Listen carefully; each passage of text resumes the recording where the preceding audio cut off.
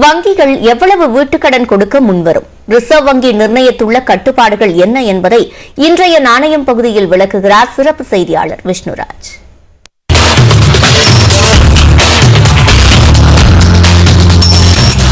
Home loan வேணும்னு நீங்க பேங்க்ல போய் கேட்டீங்க அப்படின்னா இவ்வளவு % தான் இந்த ஹோம் லோனுக்கு கொடுக்கலாம் அப்படின்னு பேங்க்ஸ்ல ஒரு கணக்கு இருக்கு.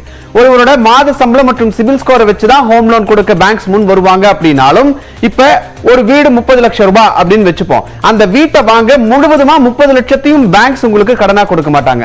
இவ்வளவு மதிப்புள்ள ஒரு வீட்டுக்கு இவ்வளவு சதவிகிதம் கடன் கொடுக்கலாம் அப்படின்னு ரிசர்வ் பேங்கோட அறிவுறுத்தல் ஒண்ணு இருக்கு. உதாரணமா 30 லட்சம் ரூபாய் ஒரு வீடு அப்படின்னா அதிகபட்ச கடன் தொகையா 30 லட்சம் ரூபாய் வீடுக்கு 90% வரைக்கும் தான் வங்கிகள் கடன் கொடுக்கும். மீதம் இருக்கக்கூடிய தொகையை அந்த வீட்டை வாங்குபவர் முன்பணமா அவருடைய பங்களிப்பா செலுத்தணும். இதுவே அந்த வீட்டோட விலை ஒட்டுமொத்த விலை 30 லட்சத்திலிருந்து 75 லட்சம் ரூபாய்க்குள்ள இருக்கு அப்படின்னு எடுத்துக்கிட்டோம் அப்படின்னா 80% வரைக்குமான தொகையை வங்கிகள் கடனாக கொடுக்க முன் வருவாங்க.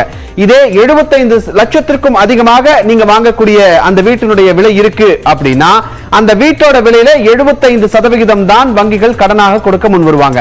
மீதம் இருக்கக்கூடிய அந்த தொகையை அந்த வீட்டை வாங்குபவர் அவருடைய பங்களிப்பா கண்டிப்பா கொடுத்தாகணும் அப்படிங்கறதா முக்கியமான விஷயம்.